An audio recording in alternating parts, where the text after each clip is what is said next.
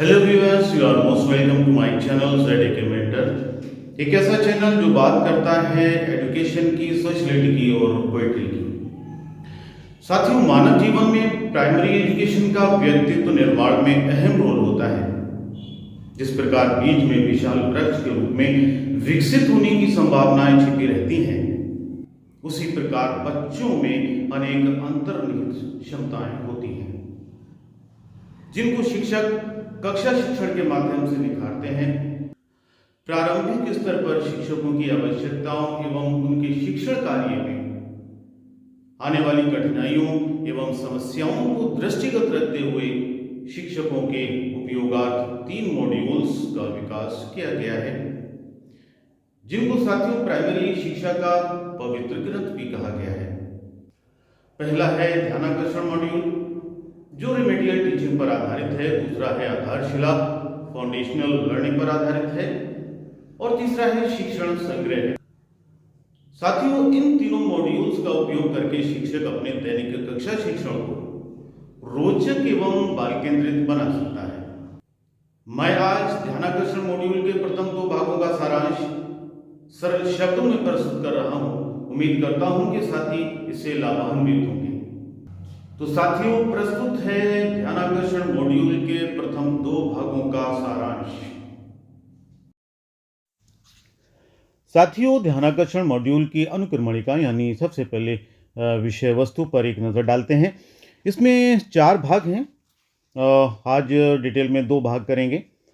इसमें सबसे पहला भाग है ध्यानाकर्षण अधिगम आधारित शिक्षण। इसमें 3 पार्ट होंगे। सबसे पहला आवश्यकता, उद्देश्य, बच्चों में अपेक्षित संप्राप्ति न होने के कारण। इन पर हम डिटेल में चर्चा करेंगे। साथियों, उसके बाद दूसरा भाग है लर्निंग आउटकम एवं आकलन। इसमें भी कई एक पॉइंट हैं। सबसे पहला पॉइंट इसमें लर्निंग आउटकम्स, उसके बाद अधिगम स्तर में अंतर यानी लर्निंग गैप्स, फिर है सीखने के स्तर का आकलन, बच्चों का चिन्हांकन,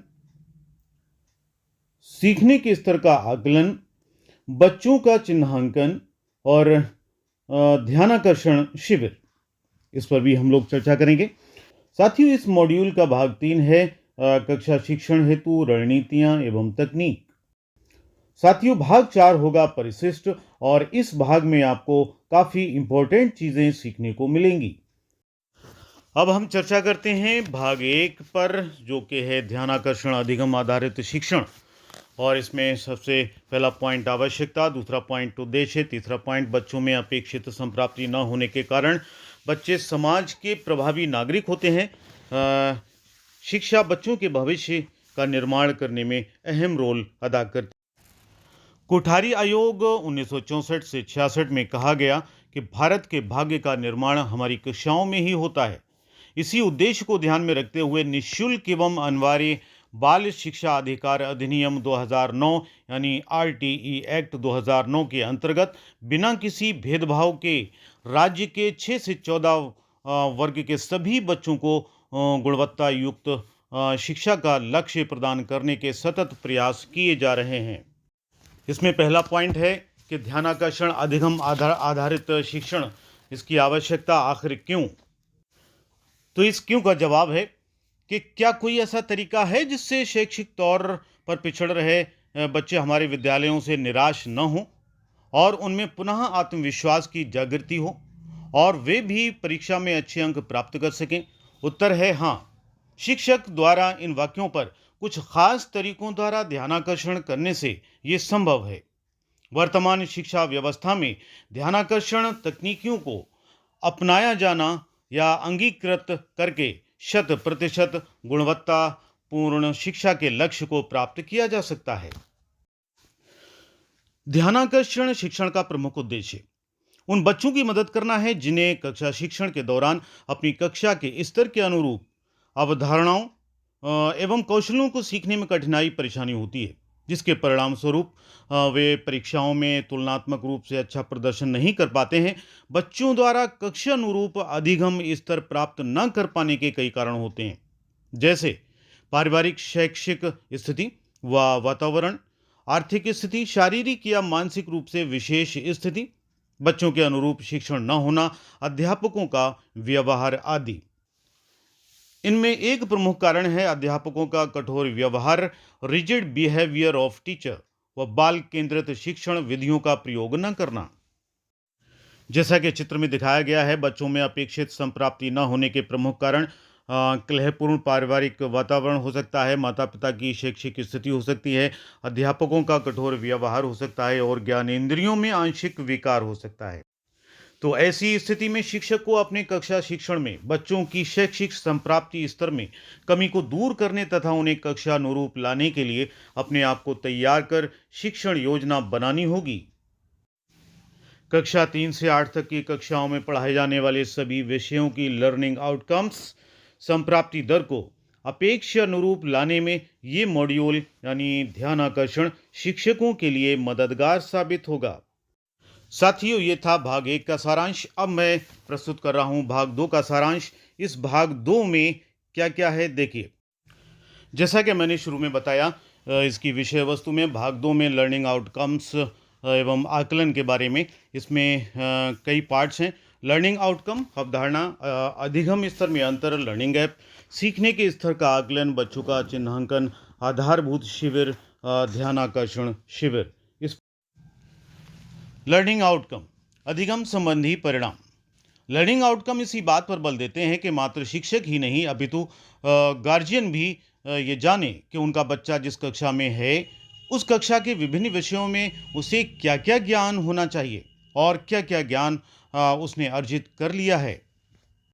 तो साथियों, लर्निंग आउटकम अधिगम संबंधी परिणाम से आशय उन परिणामों मतलब उन दक्षताओं से है जो किसी कक्षा में अध्ययनरत विद्यार्थियों को उनके निर्धारित पाठ्यक्रम के अनुरूप अपेक्षित मतलब चाही गई दक्षताओं के प्राप्त होने पर परिलक्षित होते हैं।